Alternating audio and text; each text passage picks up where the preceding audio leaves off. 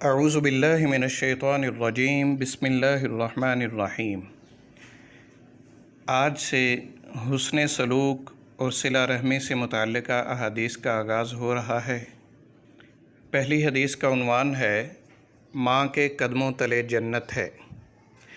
معاویہ بن جاہمہ بیان کرتے ہیں کہ میرے والد سیدنا جاہمہ رضی اللہ عنہ نبی صلی اللہ علیہ وسلم کی خدمت میں حاضر ہوئے اور عرض کیا، اے اللہ کے رسول، میں جہاد میں شریک ہونا چاہتا ہوں اور میں اس بارے آپ سے مشورہ لینے آیا ہوں۔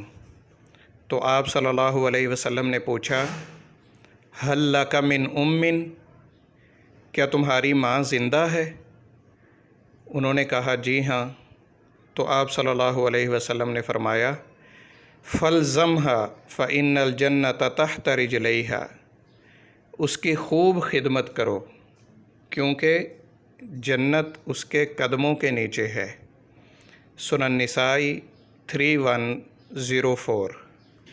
دوسری حدیث مبارکہ کا عنوان ہے ماں کی خدمت سے جنت کا حصول۔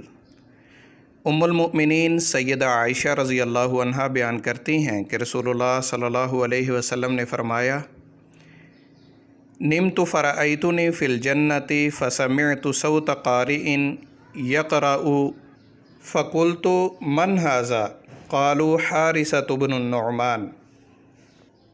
میں نے خواب میں خود کو جنت میں دیکھا اور وہاں میں نے کسی کے قرآن پڑھنے کی آواز سنی۔ میں نے پوچھا یہ کون ہے؟ فرشتوں نے بتلایا یہ حارثہ بن نعمان ہیں۔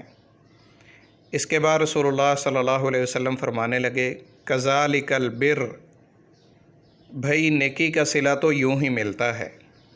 صحابہ بیان کرتے ہیں کہ کانا ابر الناس بامہ، حارثہ بن نعمان جو تھے وہ اپنی ماں کے سب سے زیادہ خدمتگار تھے۔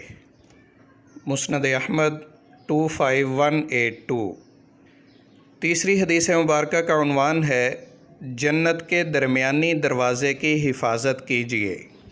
سیدنا ابو الدرداء رضی اللہ عنہ بیان کرتے ہیں کہ میں نے رسول اللہ صلی اللہ علیہ وسلم کو فرماتے سنا، الوالد اوسط ابواب الجنہ فإن شئت فأزع ذلك الباب او احفظه۔ والد جنت کا درمیانی دروازہ ہے، لہٰذا چاہو تو اسے ضائع کر دو یا چاہو تو اس کی حفاظت کر لو۔